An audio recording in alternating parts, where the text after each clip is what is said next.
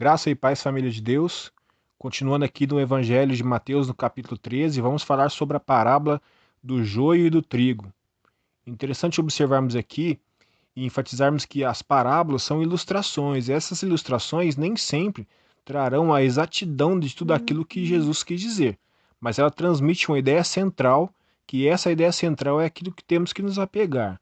Então nós precisamos buscar sabedoria e direção do Espírito Santo para podermos entender aquilo que o Senhor deseja nos dizer. Muitas coisas nós não vamos entender das coisas que nós vemos nessa terra.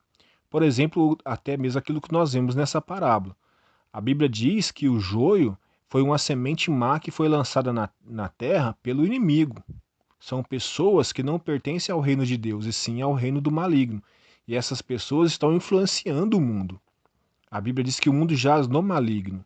No entanto, nós vemos na parábola que essas pessoas estão sim por aí, estão influenciando o mundo e nós temos que pedir ao Senhor, e Ele certamente o fará, nos dará força para superar as adversidades geradas pela influência dessas pessoas. E nós temos que observar que a palavra do Senhor diz, vamos agora entrar diretamente na parábola, que o Senhor disse então que um senhor de um campo jogou sementes boas no campo, mas à noite veio o inimigo, jogou sementes más, e se aproximando depois o seu servo, desse dono desse campo, disse a ele: Olha, o senhor não tinha jogado sementes boas no campo, porque agora tem sementes más também. Além do trigo, cresceu também joio no meio da sua plantação. E então o senhor desse campo disse: Olha, não arranque o joio agora. E interessante que eu disse aqui, muitas vezes nós não vamos entender, porque se fôssemos nós, certamente arrancaríamos o joio. Mas o Senhor não o permite. Nós muitas vezes não podemos fazer isso porque não temos a capacidade de discernir. Ainda que aquele senhor tivesse e o servo dele também tivesse, nós muitas vezes não temos essa capacidade. Por isso que nós não temos essa prerrogativa de separarmos o joio do trigo. Essa prerrogativa é do Senhor e daqueles a quem, segundo ele vai enviar no tempo oportuno para fazer isso. No entanto, então o Senhor disse que não era para arrancar porque corria-se o risco de, ao arrancar o joio, arrancar também o trigo e assim prejudicar o trigo. Mas a ideia central dessa parábola é que o Senhor do campo disse: Olha, mas haverá um tempo em que eu enviarei os ceifeiros, e eles sim arrancarão o joio e separarão eles do trigo, e depois separarão esse joio e lançarão eles no fogo, e ali haverá choro e ranger de dente. O lugar destinado ao joio é a condenação eterna. O lugar destinado ao trigo é ao celeiro do Senhor, é a glória, a presença, é estar junto com o Senhor na eternidade. Devemos observar que o Senhor dá oportunidade a cada um de nós de sermos transformados por Ele. Ainda que outrora, no outro tempo, diga assim, nós talvez éramos também um joio. E talvez o Senhor não permitiu que nos arrancássemos para que nós fôssemos transformados em trigo. Porque nós temos que estar nos colocar diante de uma parábola como essa, de uma palavra do Senhor, não para usá-la para julgar as pessoas, para tentar discernir quem é ou não, mas para avaliar a nossa própria vida.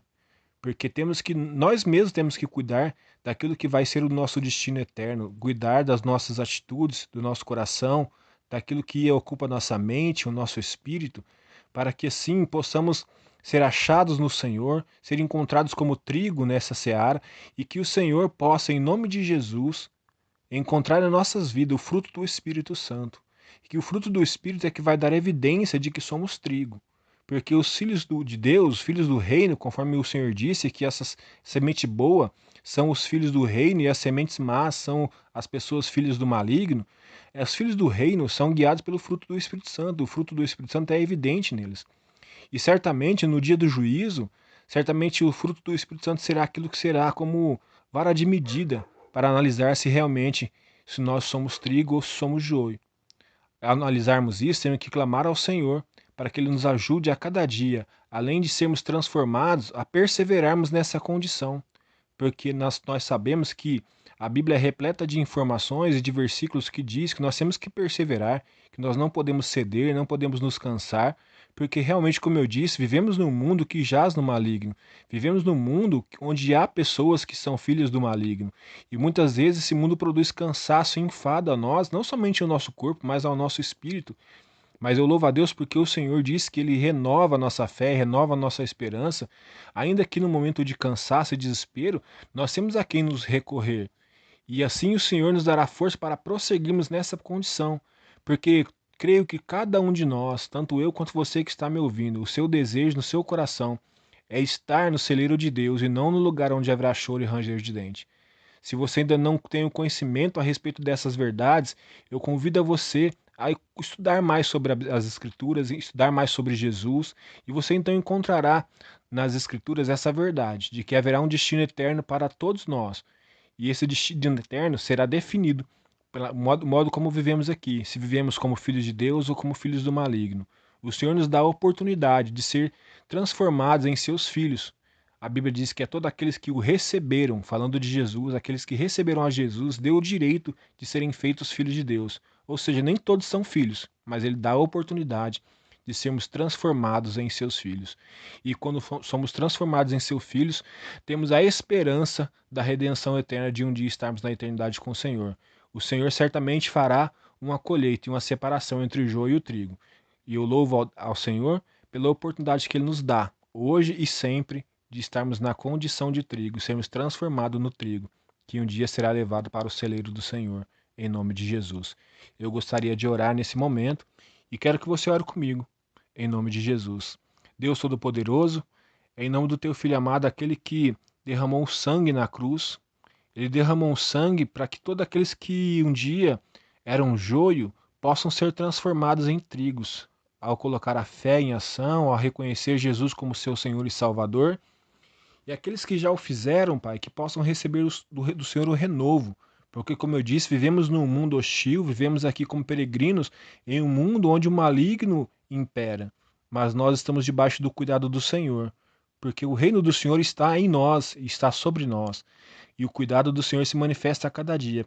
Aqueles que ainda não se renderam a Ti, que não se sentem parte do seu povo, do seu reino, que o Senhor dê a eles a oportunidade por essa palavra e pela ajuda do Teu Espírito Santo, de eles se renderem ao Senhor e serem transformados de joio em trigo e sejam livrados, ó Pai, da condenação eterna de ser lançados naquele lugar onde haverá choro e ranger de dente e recebam o direito pela fé de serem guardados nos celeiros do Senhor na eternidade, junto com Cristo, e que a graça do Senhor se manifeste a cada um que ouve essa mensagem, que ora comigo, pelo amor que nos foi demonstrado na cruz do Calvário por Jesus Cristo.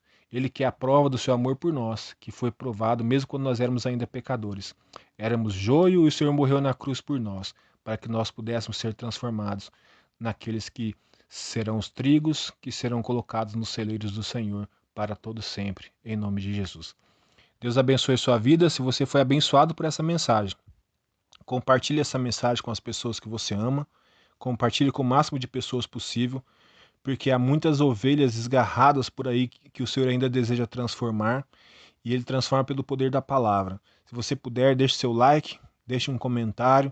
Você pode cooperar para que esse canal cresça dessa forma, e você pode também se inscrever. E assim você vai fazer com que o YouTube entenda que esse canal é relevante, e assim ele vai compartilhar as mensagens contidas aqui com outras pessoas, ainda que essas pessoas não tenham tido contato ainda, de maneira organizada como o YouTube tem ao seu sistema, ele compartilhará com outras pessoas e assim outras pessoas poderão ouvir o Evangelho e ter a oportunidade de reconhecerem Cristo como seu Senhor e Salvador e um dia estarmos conosco no celeiro do Pai. Amém?